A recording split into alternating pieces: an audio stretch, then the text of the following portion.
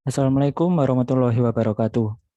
Di sini kami dari kelompok 9 akan mempresentasikan hasil percobaan kami dengan kode percobaan P5 yaitu pengukuran daya menggunakan daya satu fasa. Next. Di sini kami dari kelompok 9 yang beranggotakan 3 orang. Ada Feni Aminda Tasayul dengan NIM belakang 015, kemudian Jasam Sun Alif dengan NIM belakang 037, dan saya sendiri, Febriano Andika Mabruri dengan NIM belakang 074. Dengan dosen pembimbing Bapak Yusri Sel Afif. Next. Di sini kita membagi menjadi 5 bab. Yang pertama ada tujuan percobaan, kemudian dasar teori, kemudian alat bahan dan prosedur percobaan, kemudian pembahasan, dan yang terakhir ada kesimpulan. Next. Bab 1 akan dilanjutkan oleh teman saya, silakan.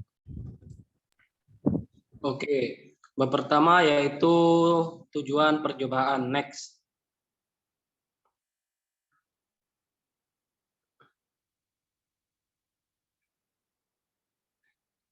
Tujuan percobaan pada praktikum kali ini yaitu kita dapat melakukan pengukuran daya satu fasa.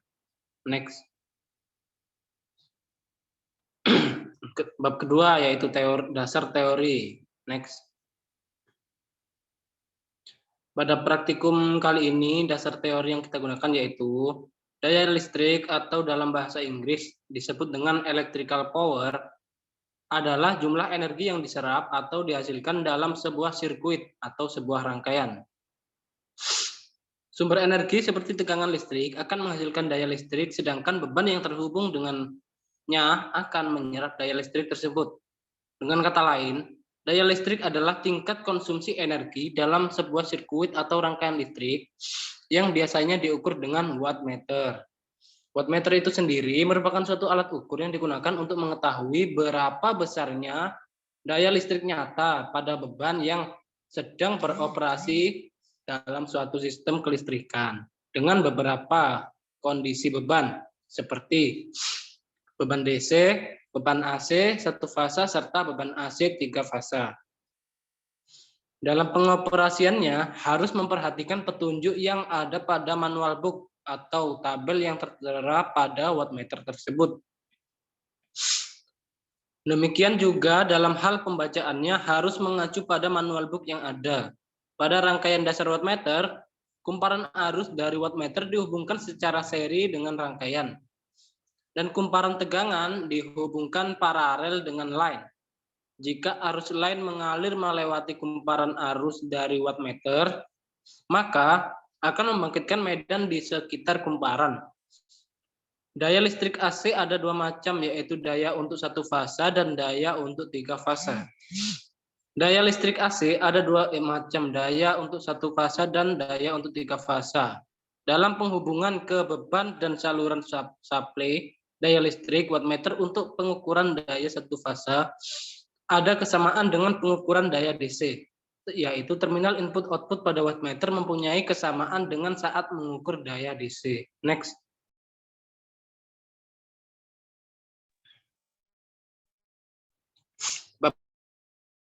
Itu alat, bahan, dan prosedur percobaan. Next. Pada percobaan praktikum kali ini, alat dan bahan yang dibutuhkan yaitu yang pertama sumber tegangan AC satu fasa. Yang kedua yaitu beban resistif berupa resistor. Yang ketiga yaitu wattmeter satu fasa. Yang keempat ampermeter dan juga voltmeter. Next. Untuk prosedur percobaannya sendiri, untuk percobaan pertama menggunakan metode VA atau volt ampere meter. Langkah pertama yaitu kita membuat rangkaian pengukuran daya satu fasa menggunakan metode volt ampere meter sebagai berikut seperti gambar di bawah ini. Yaitu setelah itu memilih sumber tegangan yang digunakan sebesar 100 VPP dan mencatat nilai daya yang terukur pada data percobaan. Next. Untuk metode prosedur percobaan yang kedua yaitu menggunakan metode wattmeter satu fasa. Yaitu pertama kali yang harus dilakukan yaitu dalam percobaan ini menggunakan dua macam wattmeter, yaitu wattmeter satu fasa dan wattmeter 3 fasa. Secara umum gambar rangkaiannya seperti di bawah ini. Yang kedua, setelah itu memilih sumber tegangan tes yang digunakan sebesar 100 VPP. Dan yang ketiga, mencatat nilai daya yang terukur pada data percobaan. Next.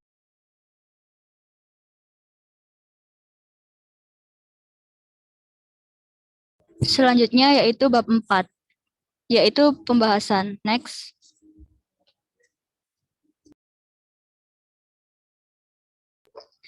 Yang pertama yaitu data pengamatan, di mana kita menggunakan dua metode, yaitu metode volt ampere meter dan juga metode wattmeter. Di mana metode volt ampere meter ini diketahui nilai resistor, yaitu 10, 50, 100, dan 500 ohm. Nah, di sini kita mendapatkan nilai volt ampere meter yang udah kita lakukan melalui simulasi untuk nilai tegangan pada volt ampere, yaitu 35,355534 untuk semua nilai resistor. Nah, untuk nilai arus sendiri didapatkan nilai 3,3553 ampere untuk resistor 10 ohm, untuk 0,707107 ampere untuk 50 ohm, dan 0,353353 ampere untuk 100 ohm, dan juga 0,0707107 ampere untuk 500 ohm, di mana nilai daya yang diperoleh yaitu volt dikali I, yaitu 125, 12,5, dan juga 2,5. Sedangkan untuk metode wattmeter untuk resistor 100 ohm didapatkan daya 125,86 watt. Untuk yang 50 ohm yaitu 25,17 watt. Untuk 100 ohm didapatkan 12,586 watt. Dan untuk 500 ohm didapatkan 2,517 watt. Next. Selanjutnya yaitu analisis data. Untuk metode pertama yaitu metode volt ampere meter. Untuk resistor 10 ohm diketahui tadi pada simulasi kita menggunakan PSIM, di mana diketahui untuk nilai VP yaitu 50 volt dan nilai IP yaitu 5 ampere. Sedangkan untuk mencari nilai daya sendiri kita membutuhkan nilai VRMS dan IRMS.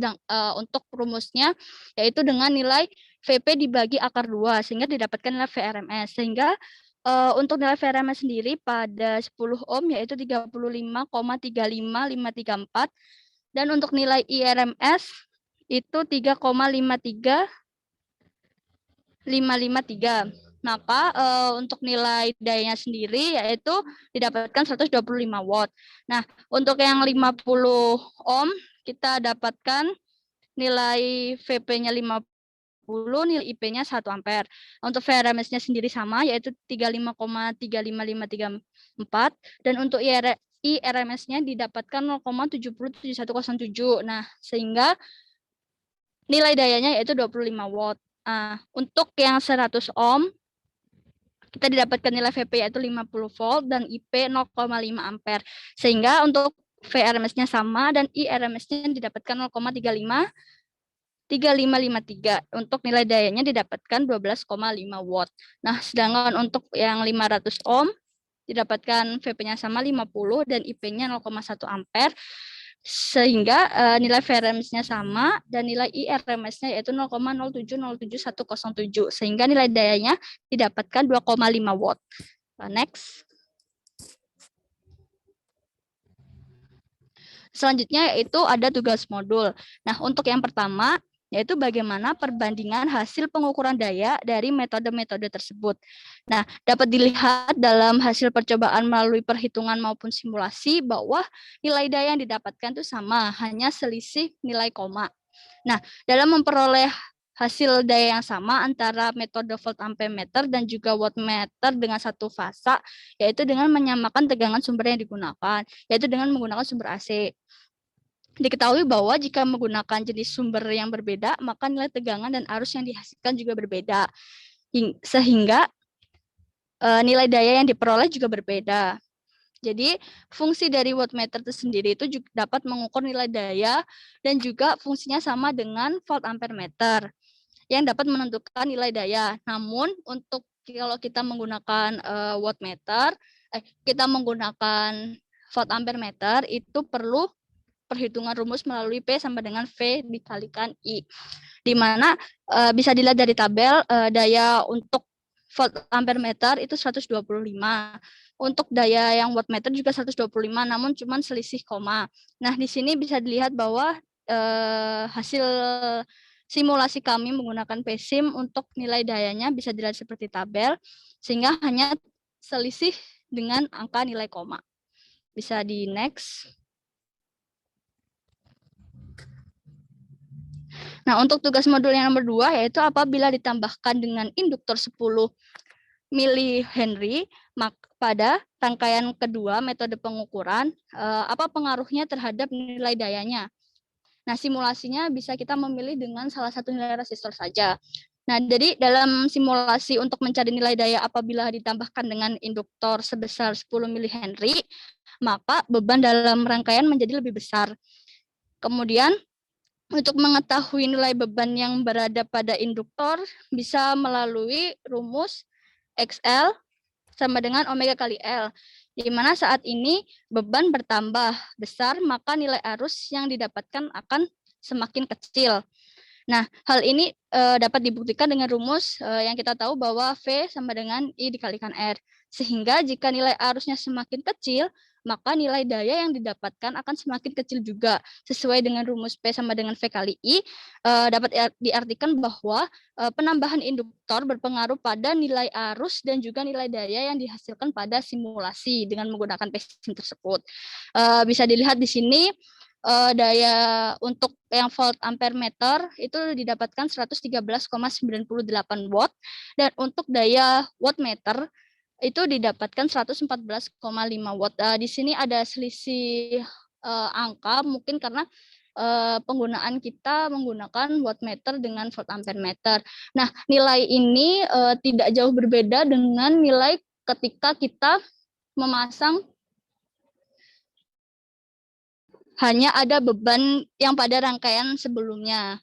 Jadi terpaut nilainya juga semakin bebannya semakin besar, maka nilai dayanya semakin kecil, seperti itu. Bisa next.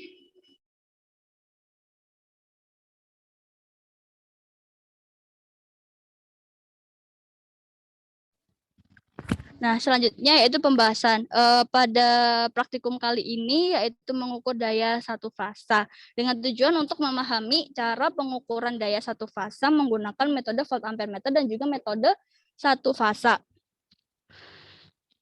Percobaan dilakukan dengan menggunakan software power simulation atau PSIM yang digunakan untuk menyusun komponen-komponen sesuai dengan rangkaian pada gambar di atas. Nah, untuk pengukuran daya satu fasa dengan metode volt ampere meter dengan menggunakan tegangan AC. Karena tegangan AC itu memiliki fase dan netral, maka pengaplikasian tegangan AC dapat digunakan output dengan plus sebagai generator dan juga sebagai generator pada fase, dan juga outputnya minus pada generator sebagai nol atau netralnya, dan pemasangan ground. Nah, hasil percobaan menunjukkan bahwa nilai tegangan itu tetap meskipun nilai input beban atau hambatan itu berbeda, karena nilai tegangan berhubungan dengan nilai frekuensi. Nah, sedangkan nilai arus memiliki perbedaan ketika nilai output beban atau hambatan itu berbeda. Sehingga dapat disimpulkan bahwa semakin besar nilai beban atau hambatan, maka semakin kecil nilai arus. Nah, sebaliknya semakin kecil nilai beban atau hambatan, maka arusnya akan semakin besar. Yang dapat dibuktikan dengan melalui rumus I sama dengan V/R. Nah, nilai daya yang dihasilkan itu juga berbanding lurus dengan nilai arus. Next.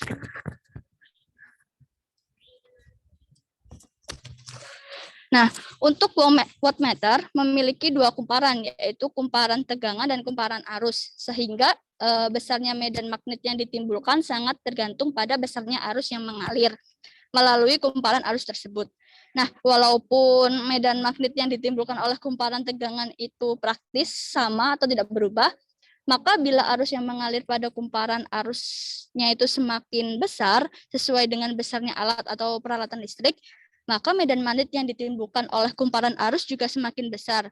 Sehingga gaya tolak-menolak yang menyebabkan kumparan tegangan atau jarum berputar ke kanan juga makin kuat. Nah, yang menyebabkan penyimpangan jarum ke kanan makin melebar. Jadi hasil percobaan menunjukkan bahwa nilai tegangan itu tetap meskipun input nilai beban berbeda. Sehingga semakin besar nilai beban atau hambatan, maka semakin kecil nilai arus. Nah, sebaliknya, semakin kecil nilai beban atau hambatan, maka arus semakin besar, yang dapat dibuktikan dengan rumus I sama dengan V dibagi R. Nah, nilai daya yang dihasilkan berbanding lurus dengan nilai arus, yang artinya semakin besar nilai arus, maka semakin besar pula nilai daya dan sebaliknya. Hal ini dapat dibuktikan dengan menggunakan rumus P sama dengan V dikalikan I. Next. Selanjutnya akan dilanjutkan oleh teman saya. Oke, bab terakhir yaitu kesimpulan. Next. Untuk kesimpulan, di sini dapat disimpulkan bahwa dari percobaan volt ampere meter pada rangkaian pertama, nilai frekuensi berpengaruh kepada nilai ampere meter dengan diperoleh nilai data sebagai berikut. Dengan kondisi resistor 10 ohm dan tegangan yang sama, yaitu 35,35534, akan menghasilkan arus sebesar 3,5353 ampere dengan daya sebesar 125 watt. Kemudian kondisi resistor 50 ohm dengan tegangan yang sama menghasilkan arus sebesar 0,707107 dengan daya sebesar 25 watt.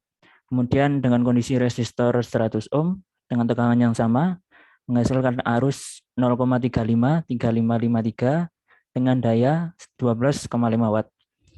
Kemudian kondisi resistor 50 ohm dengan tegangannya sama menghasilkan arus 0,0707107 dengan daya 2,5 watt. Next. Sedangkan pada rangkaian kedua atau pada rangkaian wattmeter satu fasa diketahui bahwa untuk mendapatkan nilai daya maka nilai frekuensi dan hambatan mempengaruhi nilai arus yang terukur oleh ampermeter. Bisa dilihat di bawah ini dengan kondisi resistor 100 ohm, resistor 10 ohm, daya menghasilkan 125 watt, 125,86 watt dengan kondisi 50 resistor 50 ohm menghasilkan daya 25,17 watt. Kemudian kondisi resistor sebesar 100 ohm menghasilkan daya 12,586 watt dan resistor 500 ohm dengan daya 2,517 watt. Next. Selanjutnya yaitu kami lampirkan hasil screenshot percobaan kami. Yang pertama, ini kami lampirkan hasil percobaan rangkaian pertama dengan kondisi resistor sebesar 10 ohm. Next. Masih sama rangkaian pertama dengan kondisi resistor 50 ohm. Next. Kemudian nilai resistor sebesar 100 ohm. Kemudian resistor dengan nilai 500 ohm. Kemudian kami lampirkan juga rangkaian kedua dengan kondisi resistor 10 ohm. Bisa dilihat pada gambar di bawah, bisa melihat langsung watt yang ditampilkan, yang dihasilkan oleh rangkaian tersebut. Next. Kemudian kondisi resistor sebesar 50 ohm, bisa dilihat juga nilai wattnya. Kemudian dengan kondisi resistor 100 ohm, bisa dilihat juga. Kemudian resistor sebesar 500 ohm. Oke.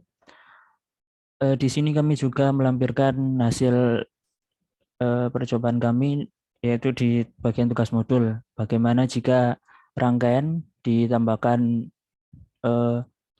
lilitan sebesar atau induktor sebesar 10 mH. Di sini kita memilih menggunakan resistor sebesar 10 ohm. Bisa dilihat ini pada rangkaian pertama yaitu menggunakan volt ampere meter. Kemudian rangkaian kedua dengan wattmeter sama. dengan resistor 10 ohm. Bisa dilihat juga nilai arusnya. Dan maksud saya nilai dayanya. Oke, sekian dari kelompok kami. Jika ada salah dalam penjelasan materi atau salah dalam perkataan, mohon dimaafkan. Wassalamualaikum warahmatullahi wabarakatuh.